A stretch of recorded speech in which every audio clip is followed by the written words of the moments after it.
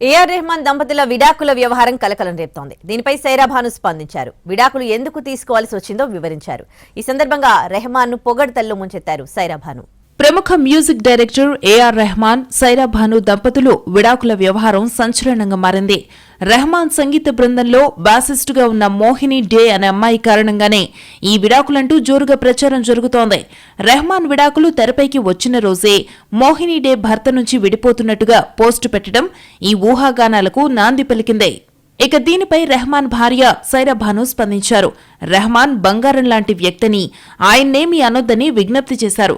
గత కొన్ని నెలలుగా తాను ఆరోగ్యంగా లేనని, అందుకే రెహమాన్ నుంచి విడిపోవాలని నిర్ణయించుకున్నానని వెల్లడించారు. ఆ మేరకు సైరా భాను న్యాయవాది వందనా షా ఓ వాయిస్ క్లిప్ ను విడుదల చేశారు. ప్రస్తుతం తాను ముంబైలో ఉన్నానని తెలిపారు సైరా భాను. గత కొన్ని నెలలుగా శారీరకంగా తన పరిస్థితేమీ బాగాలేదన్నారామె. అందుకే రెహమాన్ నుంచి విడాకులు కోరుకుంటున్నానని వివరించారు. ఇదే తమ విడాకులకు కారణమని స్పష్టం చేశారు. దయచేసి రెహమాన్ గురించి చెడుగా ప్రచారం చెయ్యొద్దని వేడుకున్నారు. తన అనారోగ్యం వల్లే చెన్నై నుంచి వెళ్లిపోవాల్సి వచ్చిందని క్లారిటీ ఇచ్చారు సైరా భాను. తాను చికిత్స తీసుకునేందుకు ముంబైకు వచ్చానని తెలిపారు సైరా భాను.